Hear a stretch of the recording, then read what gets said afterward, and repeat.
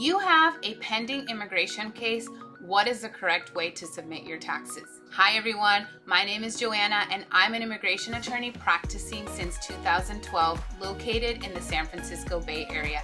And you're watching our channel, Quick Question.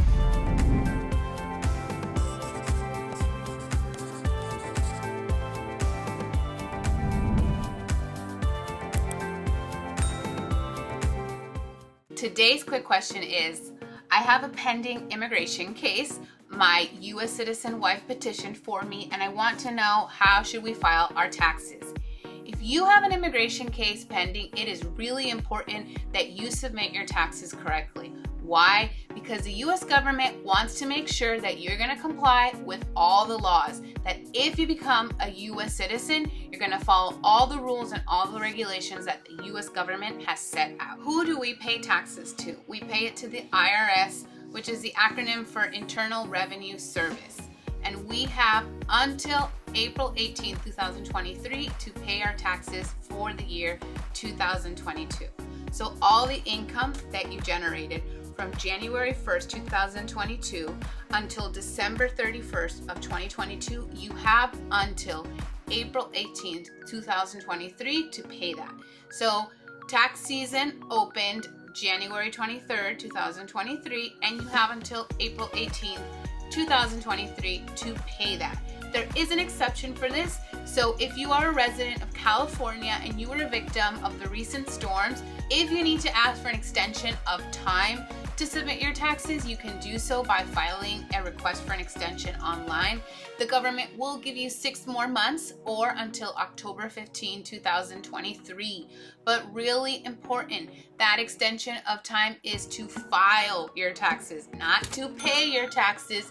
If you wait until October 15, 2023 to pay your taxes, the government will charge you penalties and will charge you interests. So here are some of the important dates.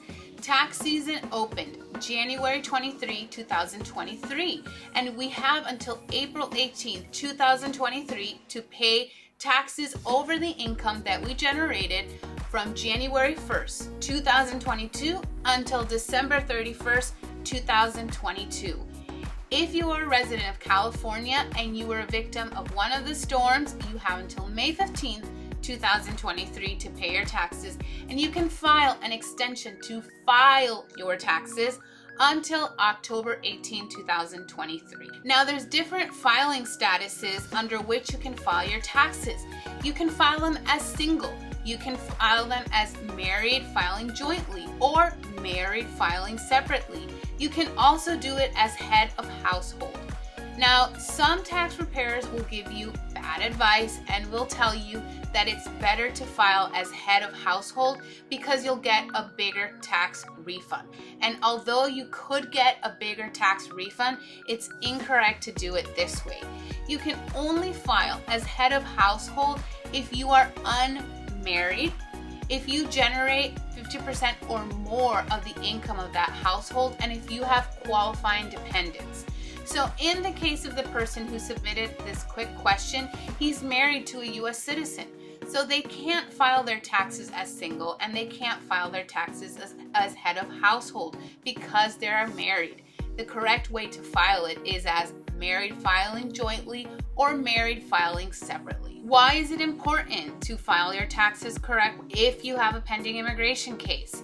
Number 1, if you have a family petition in which your spouse is petitioning for you, you have to make sure that that status is either married filing separately or married filing jointly.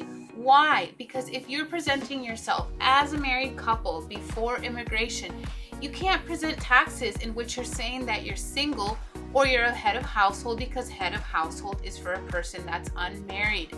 In addition, when you do a family petition, you have to submit an I-864 affidavit of support, and they will ask you to submit at least 1 year of taxes. Some occasions they'll ask you for 3 years of taxes. They want to make sure that the status under which you're filing is correct. There's also certain immigration cases in which you have to demonstrate continued physical presence in the U.S.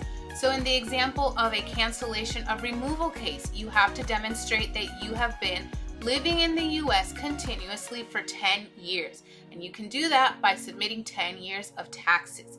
If you're submitting an application for a green card based on an approved U visa, they're going to ask you for 3 years of proof that you've been living in the US. You can also do that with taxes.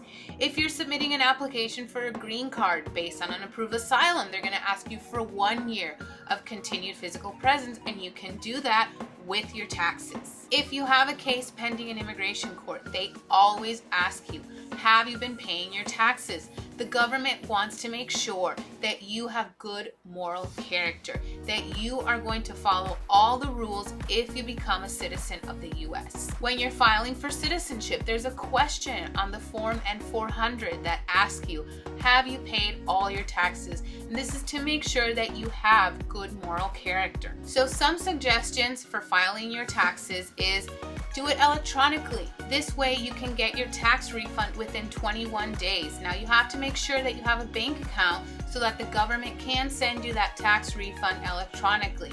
If you don't have that bank account, you can start working on that right now. You can also start compiling your documents, either a W-2 or a 1099, depending on how you are employed. If you are employed as an employee, you should receive a W-2. If you're an independent contractor, you should receive a 1099. And the person that employs you has until January 31st of 2023 to send you that W-2 or your 1099. You also have to report any pension, any retirement, any unemployment, and for that you also submit a 1099. If you pay for your own health insurance, your health insurance should send you a form called 1095A. All monthly premiums of health insurance are 100% tax deductible. You also want to verify that your ITIN is correct and that it's up to date. ITIN is the individual taxpayer identification number. If you don't have a social security to work in the US, you can ask the IRS to issue you an ITIN.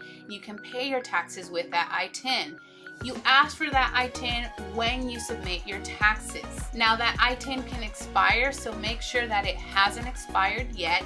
And even if it has, the IRS has told us that you can still submit and pay for your taxes with an expired ITIN, but it will take a little bit more time for you to get your refund. Do you have a quick question?